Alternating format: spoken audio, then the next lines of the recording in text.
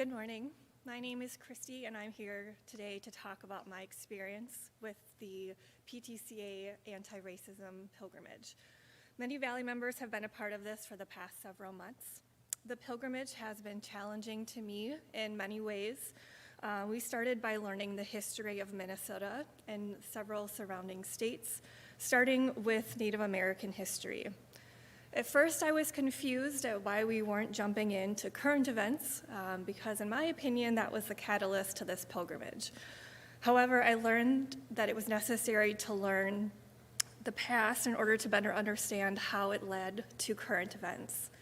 Learning this history has been eye-opening and frustrating. I'm frustrated that I didn't learn this history in the past. However, I understand that there's nothing that I can do about that now. So what I can do is take the time to learn the history. I love to read, and before and during this pilgrimage, I have read many books about racism. Unfortunately, many of my group members in my small group also love to read as well, so we enjoy recommending books to each other. A few years ago, I read a book called White Fragility. I'm sure many of you have read that as well.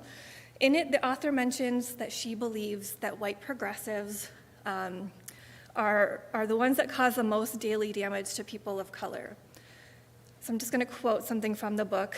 I define a white progressive as any white person who thinks he or she is not racist or is less racist or in the choir or already gets it. White progressives can be the most difficult for people of color because to the degree that we think we have arrived, we will put our energy into making sure that others see us as having arrived.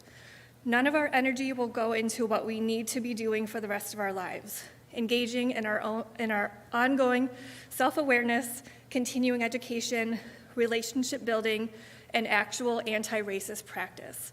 White progressives do indeed uphold and perpetrate racism, but our defensiveness and certitude make it virtually impossible to explain to us how we do so, end quote.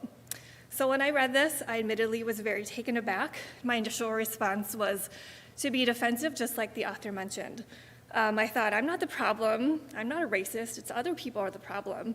I remember having a conversation with a good friend about this, and she confirmed that we are not doing enough. So when George Floyd was murdered last year, it sparked something in me and a lot of us. For me, it prompted me to protest for the first time in my life. It prompted me to read more and to have uncomfortable conversations with those in my life who disagree with me. It prompted me to join our small group of Valley members who had discussions about anti-racism in the summer, and it prompted me to join this year-long anti-racism pilgrimage.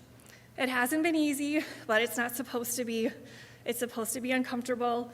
I've admittedly had some weeks where I've just had to take a break, but I also realize that I have the ability to do that because of the privilege of being white.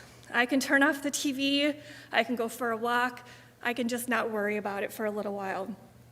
But I'll never fully understand what it's like to be anything but white. But what I can do is listen and educate myself and keep having these difficult conversations with other white people. With recent events like with Dante Wright and Adam Toledo, it's proof that we have so much more work to do. It's not going to be easy, but it is necessary, and the work won't be done in a year. It's a lifelong commitment to unlearn the things that we have learned and to learn the things that we don't know. It's easy to feel helpless or stuck, especially with recent events, but I know that I have to keep going on this journey, and I encourage everyone to do the same. Thank you.